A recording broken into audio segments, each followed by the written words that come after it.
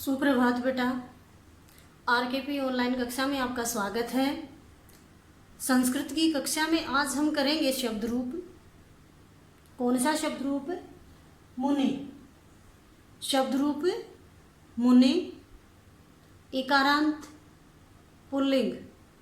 इकारांत यानी ई अंत में है जिसके, ई अंत में है जिसके, ऐसा इकारांत शब्द। शब्द रूप की आवश्यकता हमें संस्कृत में क्यों पड़ती है? क्योंकि जो ये कारक की विभक्तियां होती हैं, प्रथमा, द्वितीया, तृतीया, चतुर्थी, पंचमी, षष्ठी, सप्तमी, संबोधन, ये सारी की सारी विभक्तियां कारक चिन्हों का काम करती हैं। हिंदी में जो कारक होते हैं उनका काम करती हैं। जैसे कर्ता ने कर्म को करण से या के द्वारा, संप्रदान के लिए अपादान से संबंध काके की अधिकरण में पर, तो उसी प्रकार प्रथमा में ने कारक चिन्ह का बोध हमें कराती है। कर्म द्वितीया कर्म कारक की को विभक्ति का बोध कराएगी। तृतीया करण कारक की तृतीया विभक्ति से या के द्वारा का, इसी प्रकार आगे भी। यानी हिंदी में हम कहीं भी कारक चिन्ह नहीं लगाते। क्या होते हैं इसमें? ये शब्द रूप होते हैं। एक ही शब्द को अनेक प्रकार से लिखा जाता है। वो सारे के सारे जो कारक चिन्ह होते हैं वो इनके साथ लगे हुए होते हैं, अलग से नहीं लगाते हैं। तो इसलिए हमें संस्कृत में शब्द रूप की आवश्यकता होती है और इसीलिए एक शब्द को अनेक प्रकार से लिखा जाता है। क्यों? क्योंकि इसका हर शब्द का अर्थ अलग होता है। क्यों? क्योंकि इनमें कारक विभक्तियां लगी हुई होती हैं।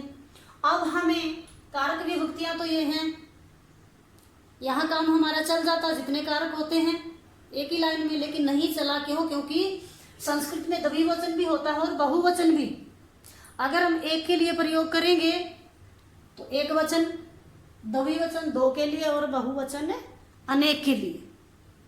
जैसे प्रथमा मुनि, मुनि का अर्थ हो जाएगा मुनि ने, दो मुनियों ने और अनेक मुनियों ने।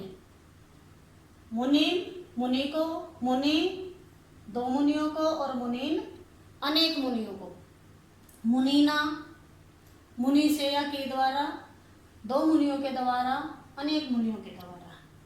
मुनि के लिए, दो मुनियों के लिए, अनेक मुनियों के लिए। मुनि से, मुनिभ्याम दो मुनियों से, अनेक मुनियों से। मुने है षष्ठी, षष्ठी का काके की आ जाएगा, मुनि का दो मुनियों का, अनेक मुनियों का। और सप्तमी अधिकरण का कारक चिन्ह लगेगा यहाँ। मुनि में, दो मुनियों में और अनेक मुनियों में। हे मुनि, हे मुनि ही, हे मुनिय। यहाँ देखो आप, अलग है। यहाँ ऋषभ ई है लेकिन यहाँ नहीं है। प्रथमा का एक वचन और संबोधन बराबर नहीं है बल्कि अलग है कुछ, तो इसको ध्यान से देखोगे। दूसरा, यहाँ ओ की मात्रा है ना कि औ की। अधिकतर शब्द रूपों में आपको औ दिखाई देता है यहाँ षष्ठी और सप्तमी के बहुवचन में, लेकिन यहाँ नहीं है। याद करते टाइम बेटा ये दो चार चीजें आप याद रखोगे, ठीक है? यहाँ मुनिय और यहाँ मुनिय बिल्कुल बराबर है। तो यह आपका मनी शब्द रूप है, मुनि शब्द रूप है, इकारांत पुल्लिंग हो गया। आप सभी इसे याद करोगे और ऐसे याद करोगे बेटा कि विसर्ग कितनी जगह आए हैं ये भी याद करोगे। साथ ही साथ गलतियां होती हैं, विसर्ग छोड़ देते हो, कई बार मात्राएं गलत होती हैं, तो ये दो तीन जगह, चार जगह, यहाँ दो और ये सारा एक बार ऐसे देख लिया करो कि इस लाइन में कितने विसर्ग आए हैं, यहाँ कितने शब्दों के पीछे आए हैं, यहाँ कितने शब्दों के। अगर हम पहली लाइन में देखें तो दो ही शब्द ऐसे हैं, दूसरी में भी दो ही हैं और इसमें आगे वाले में चार हैं जहाँ जहाँ विसर्ग आए हैं।